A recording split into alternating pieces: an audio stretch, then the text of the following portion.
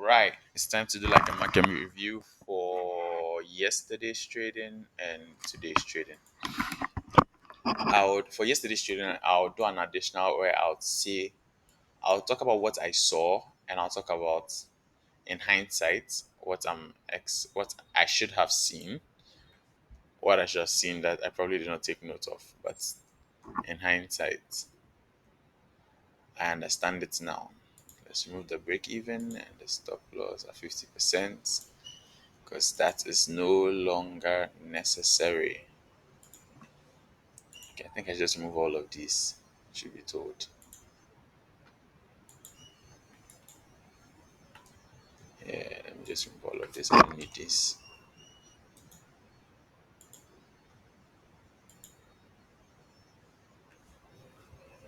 Okay, so let's go to the weekly. All right, so let's analyze what I was seeing on the weekly. So this GU, which was the trade I took yesterday.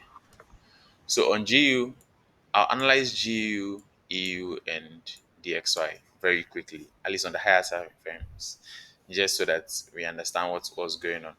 So on the GU, what I saw was, or let's start with DXY, so that's easier. So on the XY, what I saw was price.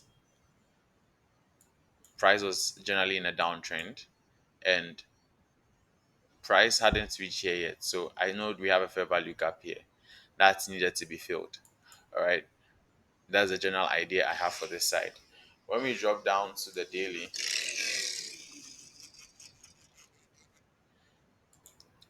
all right, so we drop down to DXY on the daily. This was yesterday. This is today. This was yesterday. So not considering these two candles, as of yesterday, you can see this is the fair value gap here.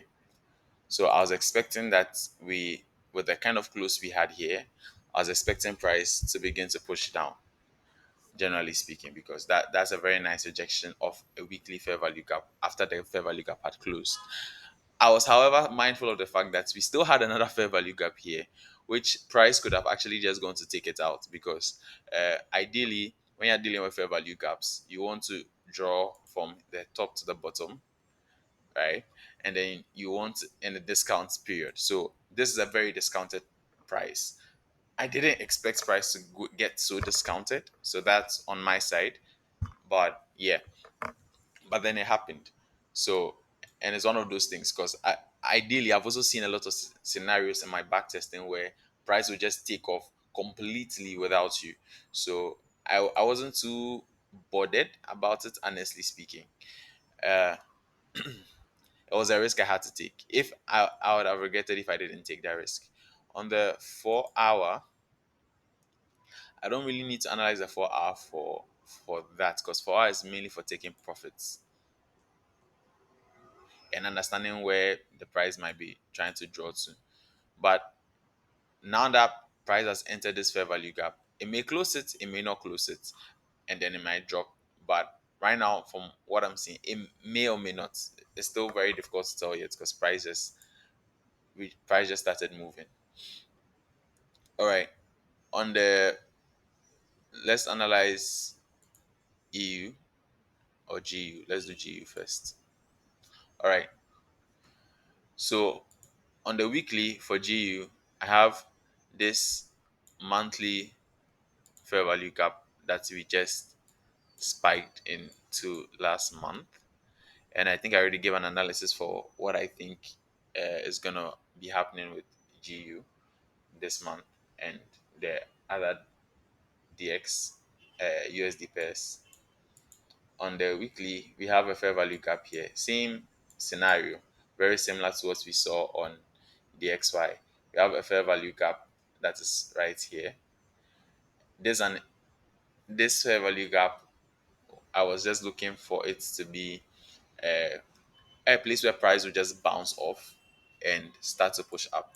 If if we go to the DXY, we have a very similar situation. Price could have just come in here and started to push down. All right. Given where price closed in this fair value gap on DXY, which is a general index for dollar, and it was how it came to a certain point in here. So that was fine for me, honestly speaking. I didn't really have too much of an issue with it. When I come down to the the daily time frame, what we see on the daily here is that we have, so this is our weekly fair value gap. All right. Now, yesterday, that's very interesting. On daily, I'm realizing that on GU, it hadn't actually touched my weekly fair value gap yet for a bounce, but I still wanted to take it because of this other block. Now, in hindsight, I'm wondering if I should have actually taken it because this is the other block which I took it off, but there was no fair value gap in the daily, or there was no draw like that. The fair value gap could have bounced off. But then again, too, many times we have seen fair value gaps bounce off the of other blocks. We've seen price bounce off other blocks, so it's not too far fetched.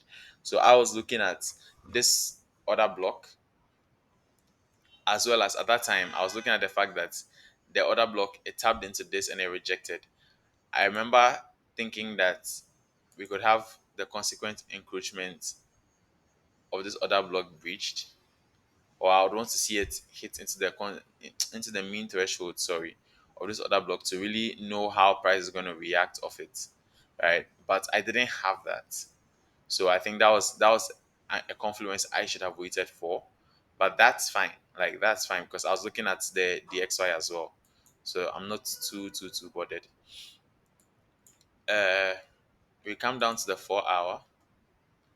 What was I seeing on the 4 hour? All right. So on the 4 hour, we had a fair value gap here. We had the other block here. Now, mind you, I was looking mainly at the higher time frame and how the higher time frame was reacting. All right. So we have price tap into the other block here. All right. I see price reject here of the other block. So then when I drop to the lower time frame,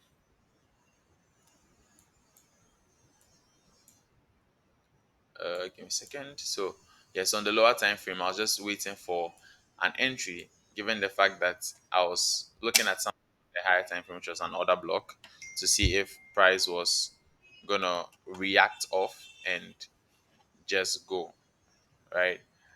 In my experience, I've come to realize that sometimes I should trust fair value gaps more. That's just from experience personally. Sometimes I should trust fair value gaps more. So, anyways, on on here, this was not my entry. My entry was somewhere here. All right. So, anyways, the I was my daily bias was bullish, right? So we enter price enters here. We have this as our Asian range. I really like this one because of how the displacement. So we came in here, we tapped this and we displaced. You see this displacement, this massive displacement wick. It's not extremely massive, but it is a displacement wick. Right. So then we come here, it comes like this, and we break. We don't break confidently, but I'm more comfortable with it because of this break, using this as the fair value gap entry. Because once again, I have seen it, especially in GU, where we have a break like this, and then price is a very nice thing in price. All right, where it breaks like this, and then the next one comes, and then it comes to tap a lower fair value gap, which hasn't been mitigated, and then it moves on from there. Well, unfortunately, this did not turn out the way I wanted it to turn out, but it was fine. It was fine. Truth be told, there was no hard feelings about it. I followed my strategy, and I did not trade impulsively, and I didn't. Most importantly, I did not revenge trade. So I was fine with that. Okay, so this is for the GU entry. I'll move on to EU now. So that's yeah.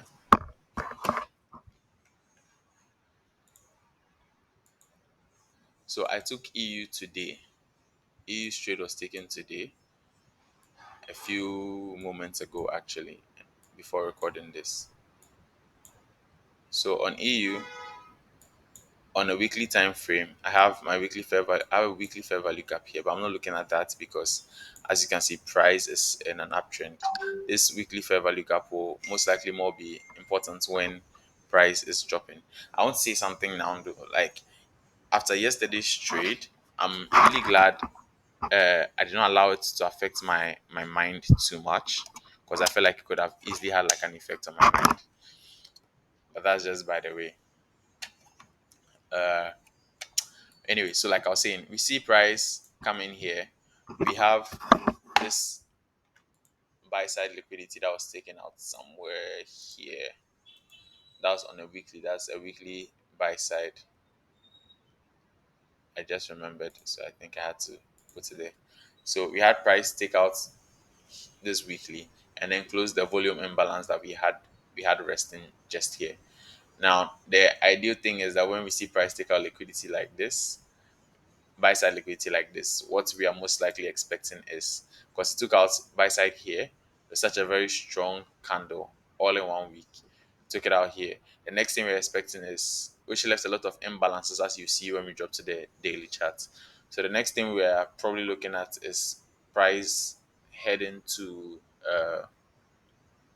price coming back to deliver efficiently and then probably continuing, right? So we have our weekly fair value gap here that has not yet been tapped into. I was thinking we'll price tap into it, but then again, like I said, we have another order block here. We have a weekly order block here, which would be very interesting to see how price is going to react. We have one here and we have one here. I don't know if I should consider this as the order block, but it could be. It could be. It doesn't have to be, but it could be. Right? Because you can see that, for example, in this very bullish move here, we have one here, we have one here, but price comes and reacts of this particular one on a weekly time frame. So I think I was looking more at what I could be seeing on the daily. So on the daily time frame, what we have here on the daily is price price coming up this way, and this was the buy side imbalance, sell side inefficiency that we see right somewhere around here, where price leaves all of these fair value gaps here ready to be mitigated. We have one here, we have this here, we have this fair value gap here, and I think we had another fair value gap somewhere. Sorry, no. Price was coming down this way, so not that fair value gap. We had a fair value gap here, we had a fair value gap here, we had a fair value gap here, a very tiny one at that, and then we had one here. In my initial analysis, what I was expecting price to do was to come down, close this gap, close that gap, close this gap, the very tiny one that was sitting in here somewhere, and then begin to push up. Once again, what I didn't consider was the fact that there was an order block here. All right, there's another fair value gap here. I was thinking, or wishful thinking, but it's fine. That price could uh, pin off that this order block, this fair value gap, and then begin to take up, which honestly could have happened because you see how this it closed here, and see how this candle closed gave me more confidence in it. So it was not if I even had a trade on that day, I probably still would have taken it. So it's not like it's a bad trade. It's just one of those things that just didn't work out, right? So price comes in and price now enters this order block, this fair value gap. It enters this fair value gap and it just taps this order block in in collaboration with the news event that just came. It's moving, but I didn't take it because of the news event actually. But we have this other block here and this fair value gap, which gave me a bit of confidence to want to enter today's trading if I had an opportunity to enter today.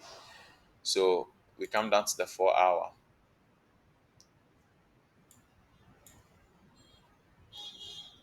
and we see another block with the same fair value gap overlaid on a 4 hour fair value gap, which is in line with the daily fair value gap. One of the things I've seen is when you have a lot of fair value gaps aligning at the same time, a lot of times what you see is price can dip into that intersection of the two fair value gaps and then springboard off it. I've seen it happen a few times, so it's nice when you see it happen. Let's see how prices look on the 1 hour. The 4 hour fair value gaps on top are just price targets if price should begin to move my way. But for my entry, that's what I was looking at. So on the 1 hour, we see price uh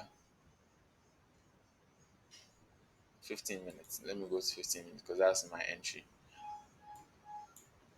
So I'm generally my bias is bullish based off what I've said so far. So we have price coming here. So this is my liquidity is taken out here. This is where I'm looking at. Price didn't do that. We come here, liquidity gets taken out here. This becomes my this is my lowest point. So now this becomes my break of market structure. Price comes in here once again. It breaks it, but goes back into it. Then price breaks it again and then comes back into it again with a very small fair value gap. Now, what I'm realizing though is that I don't like this kind of trading in EU. EU needs to be clean most of the time. I think I have to go through my trade analysis to check it because EU is usually very clean whenever it breaks and I make a win on EU. EU is usually very clean.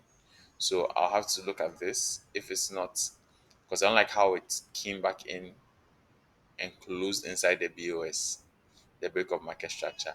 That usually should not be a trade for me because it's not very clean. Let's see. I'll have a look at it. But and it left a very small, tiny fair value gap in here, which is what I use as my entry. Price came down here to almost, just almost take me out, and then it started to move back up. This was a news event, so it's very interesting to see how price moves. I'm very mindful of the fact that tomorrow is NFP, so we could have a whipsaw day. We could see a whipsaw tomorrow, and price will most likely consolidate tomorrow till NFP. So maybe let's see how what happens. Will I want to risk it? Let's see.